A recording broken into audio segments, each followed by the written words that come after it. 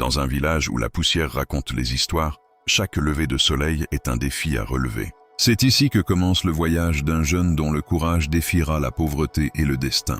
Au cœur de l'Afrique de l'Ouest, loin des routes goudronnées et du bruit des villes, se trouvait le village de Nandiala, un village oublié du monde, entouré de collines rouges, de baobabs centenaires et de champs arides où la terre ne donnait que ce qu'on lui arrachait avec courage. Chaque matin, Nandiala s'éveillait au rythme du chant du coq, du bruit des pilons frappant le mil et du souffle du vent chaud chargé de poussière.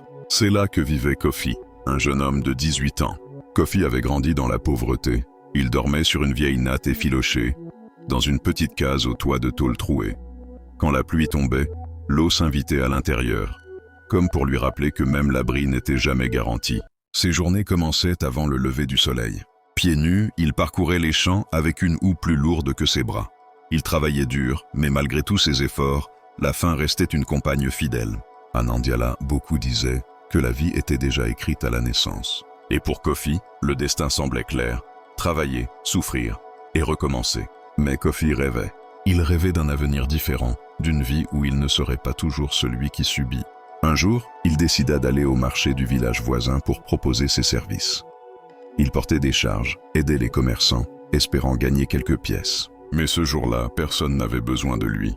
Il rentra à Nandiala le cœur lourd, les mains vides, sous le regard moqueur de certains villageois. Les rêves ne remplissent pas l'estomac, lui lança un homme. « Accepte ta vie », murmura une femme. Ces mots blessèrent plus que la fatigue. Les échecs s'enchaînèrent. Chaque tentative semblait se solder par une défaite. Un soir, assis près du feu, Kofi laissa ses larmes couler. Il se demanda s'il ne valait pas mieux abandonner. Après tout, combien de fois pouvait-on tomber avant de ne plus avoir la force de se relever? Au loin, un tam-tam résonnait lentement dans la nuit. Un battement profond, régulier, comme un cœur qui refuse d'abandonner. Ce soir-là, Kofi fit un choix. Il n'était peut-être pas riche, il n'était peut-être pas instruit, mais il refusait de mourir intérieurement.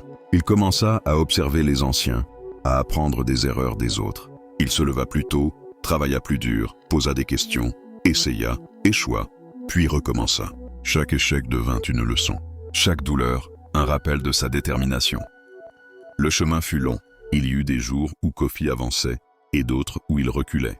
Parfois, il réussissait un petit projet, parfois, tout s'effondrait à nouveau. Mais cette fois, il ne fuyait plus l'échec, il l'affrontait. Les habitants de Nandiala commencèrent à remarquer ce jeune homme silencieux, travailleur, obstiné. Kofi parlait peu, mais ses actes parlaient pour lui. Avec le temps, les efforts de Kofi commencèrent à porter leurs fruits. Ce qu'il entreprenait fonctionnait. Lentement, modestement, mais sûrement. Il ne devint pas riche du jour au lendemain.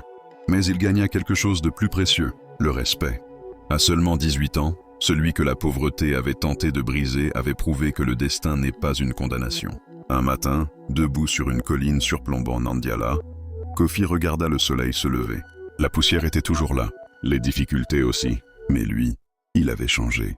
Parce qu'en Afrique, les plus grandes victoires naissent souvent dans les villages les plus oubliés. Et parfois, il suffit d'un jeune nommé Kofi, d'un village appelé Nandiala, et d'un rêve plus fort que la misère pour transformer une vie.